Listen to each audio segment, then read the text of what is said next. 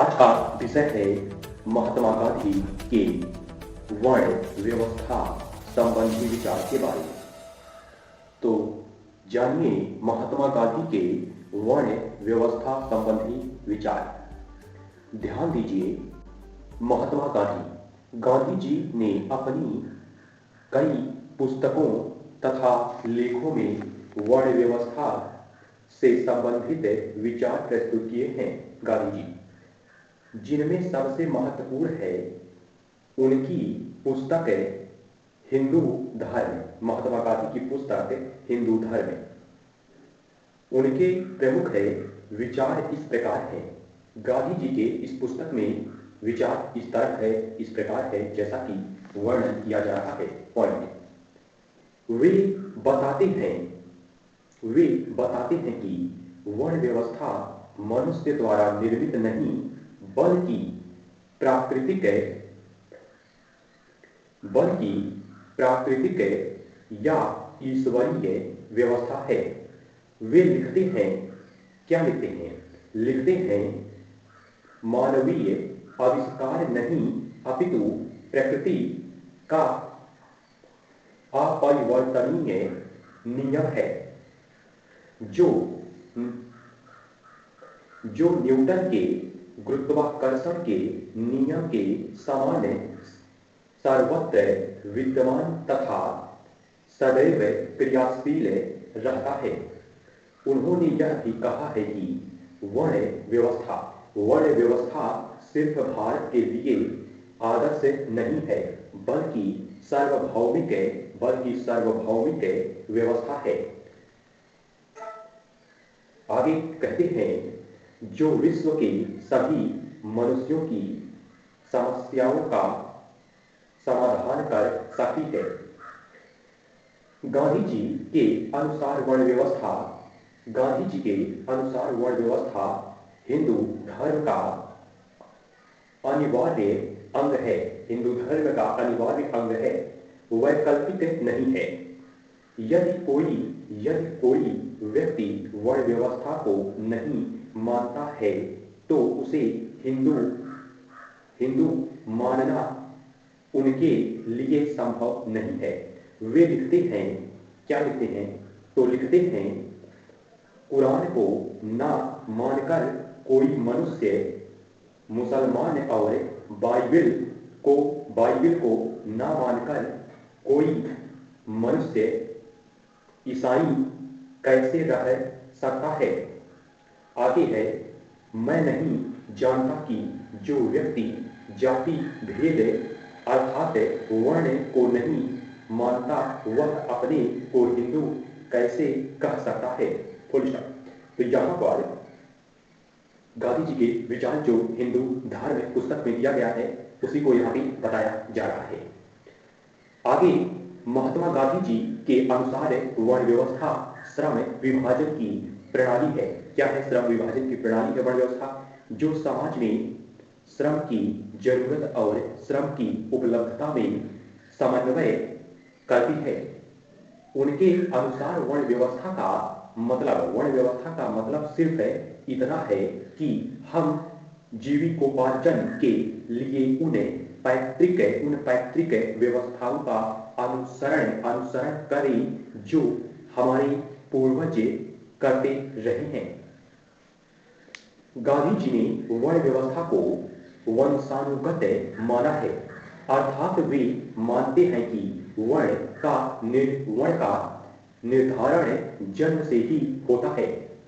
इसके लिए उन्होंने तर्क यह दिया है कि जिस प्रकार प्रत्येक व्यक्ति अपने पूर्वजों से विशेष आकृति ग्रहण करता है उसी प्रकार वह उनसे विशेष गुण भी प्राप्त करता है। तात्पर्य यह है कि माता पिता में जो कौशल होता है वह संतान में शारीरिक गुणों के रूप में स्थानांतरित होता है। आगे कहते हैं, गांधी जी स्पष्टता मानते हैं कि हर व्यक्ति को अपने पैतृक व्यवसाय का ही चयन करना चाहिए। हालांकि इसका यह हालांकि इसका यह अर्थ नहीं है कि वह निम्न वर्ण के व्यक्तियों को ज्ञान प्राप्त से वंचित करते हैं। वे चाहते हैं कि ज्ञान की प्राप्ति हर व्यक्ति करे, किंतु किंतु आजीविका का निर्धारण अपने वर्ण के अनुसार करे। उन्होंने लिखा है शूद्र को ज्ञान प्राप्त करने का उतना ही अधिकार है जितना ब्राह्मण को। गांधी जी ने ऐसा लिखा है। किंतु किंतु यदि वह अध्यापन द्वारा जीविकोपार्जन का प्रयास करता है तो वह अपनी स्थिति से पतित होता है। गांधी जी इस बात को लेकर इतने अग्रशील हैं कि यदि किसी व्यक्ति को अपने वर्ण आधारित व्यवसाय में रुचि न हो तो भी उसे परिवर्तन का अवसर नहीं देते।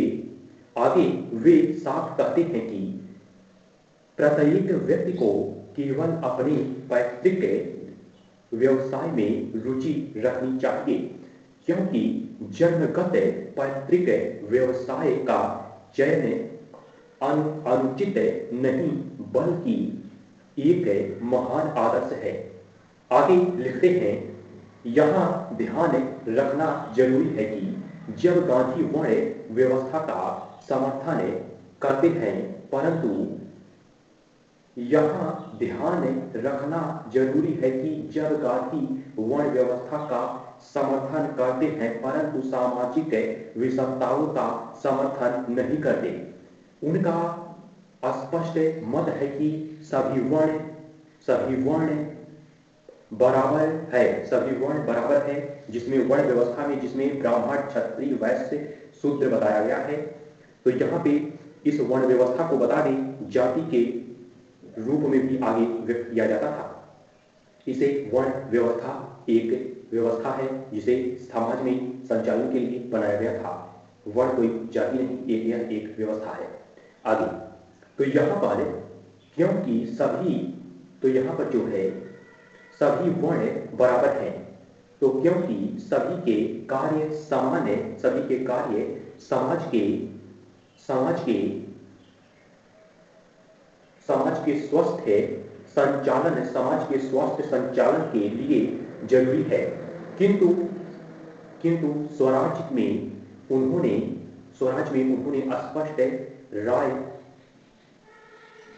स्पष्ट राय जाहिर की है कि बौद्धिक और शारीरिक श्रम में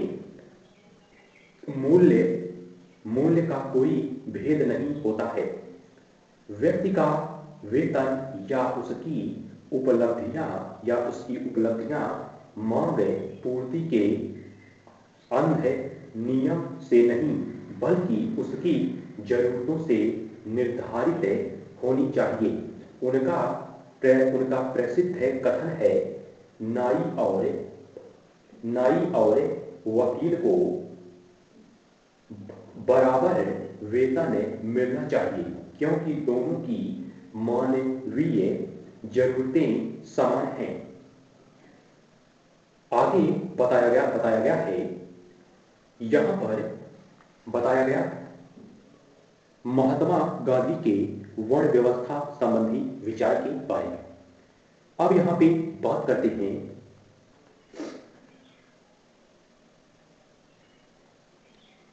अगले विचारक हैं वर्ण व्यवस्था से जुड़े हुए डॉक्टर अंबेडकर के वर्ण व्यवस्था संबंधी विचार। तो इनके बारे में बताते हैं,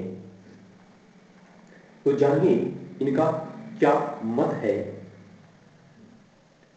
डॉक्टर अंबेडकर के वर्ण व्यवस्था संबंधी विचार के बारे में। यहाँ पर अंबेडकर का वर्ण व्यवस्था पर विचार उनके प्रगतिशील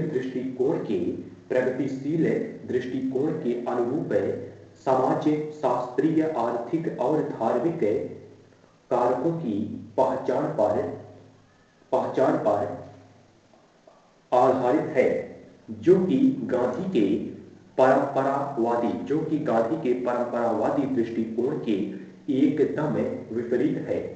अंबेडकर का मानना है कि वर्ण व्यवस्था मानव द्वारा बनाई गई वह कृत्रिम व्यवस्था है, जो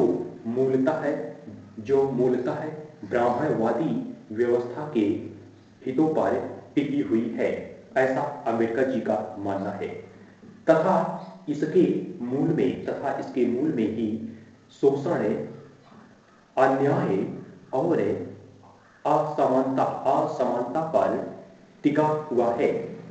इसलिए इसे समाप्त किए बिना हिंदू समाज में समानता स्थापित करना संभव नहीं है। चूंकि ये सारी व्यवस्था कृत्रिम रूप से मानव निर्मित है, जिसे धार्मिक तत्वों का संरक्षण प्राप्त है। अतः इस समस्या के समाधान में संदर्भ में एक ऐसा दृष्टिकोण अपनाए जाने की आवश्यकता है, जो आधुनिक मूल्यों के अनुरूप संवैधानिक तथा कानूनी स्तर पर इन परंपराओं को निषेध करने वाला हो।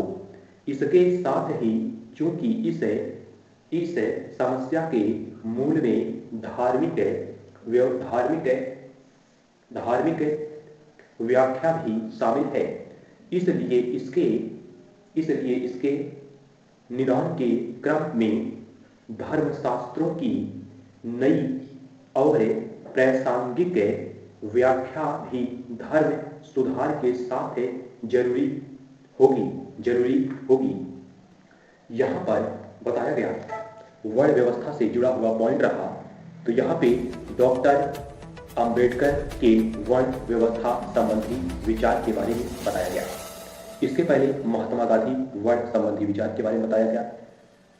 यहाँ पर यह वीडियो पूरा होता है। मिलेंगे अगले जानकारी के साथ अगले वीडियो में। जय हिंद, जय भारत, नमस्कार।